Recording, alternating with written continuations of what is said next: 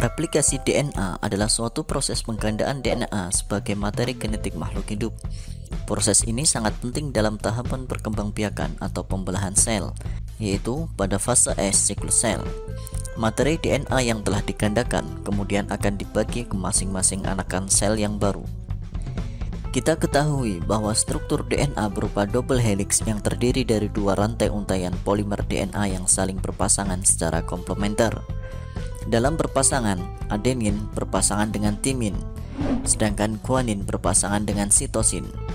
Adapun terbentuknya pasangan tersebut dikarenakan adanya ikatan hidrogen antara kedua jenis basa. Mengetahui susunan basa dan pasangan basa DNA ini sangat penting untuk mempelajari bagaimana DNA diduplikasi atau digandakan. Proses replikasi DNA membutuhkan penguraian terlebih dahulu bentuk double helix. Ada dua protein yang berperan dalam pemisahan rantai double helix, yaitu DNA helikase dan single strand DNA binding protein.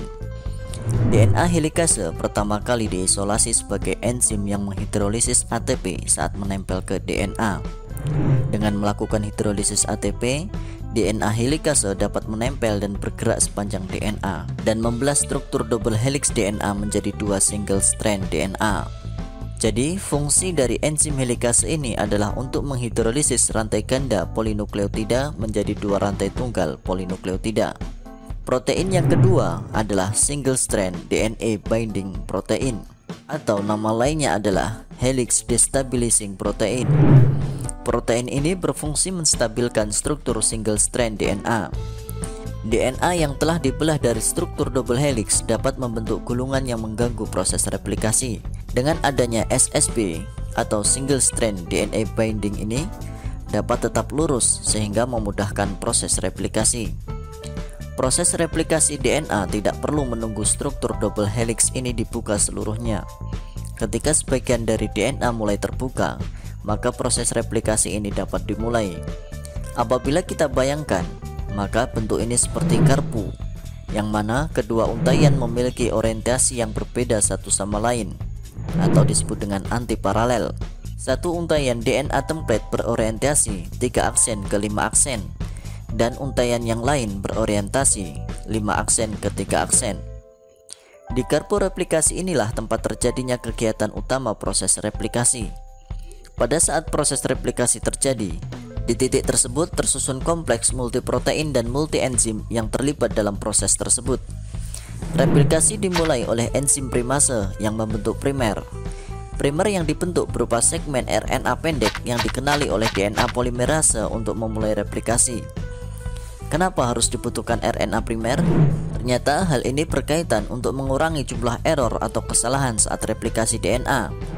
Dengan menggunakan RNA primer, tubuh secara otomatis menandakan tempat replikasi yang rentan error, sehingga diperlukan perlakuan khusus agar proses replikasi dapat berlangsung seakurat mungkin. DNA polimerase berfungsi untuk merangkai rantai-rantai mononukleotida membentuk DNA baru.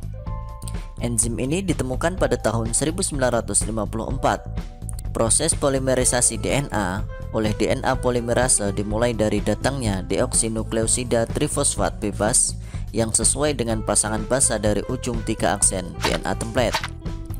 Di garpu replikasi, helai DNA dengan orientasi 3 aksen ke 5 aksen akan diproses secara kontinu. Saat fragmen dibuka sedikit demi sedikit, enzim polimerase akan memproses dari satu basa ke basa selanjutnya dengan arah 5 aksen ke 3 aksen.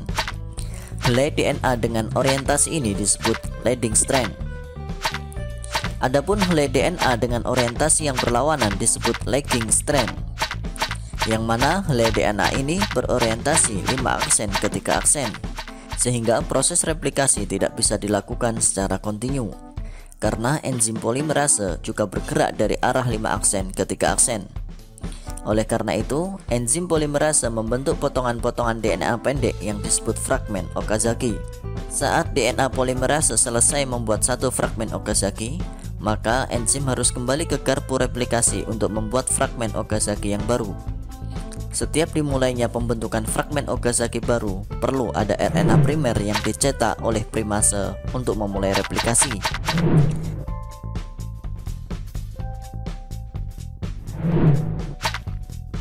Fragmen Okazaki akan selesai dibentuk apabila ujung 5 aksen bertemu dengan ujung 3 aksen dari RNA primer fragmen sebelumnya.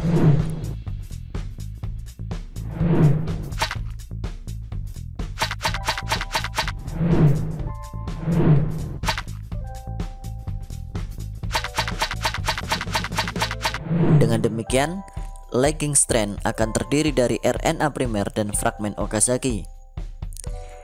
Dibutuhkan proses lanjutan berupa penghilangan RNA primer dan penyambungan fragmen Okazaki menjadi satu strand yang utuh.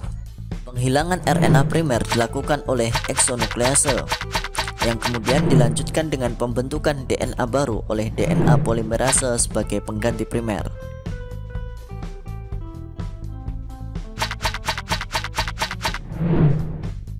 Dan akhirnya, fragmen-fragmen yang terbentuk selanjutnya disambungkan oleh enzim ligase menjadi strand DNA yang utuh.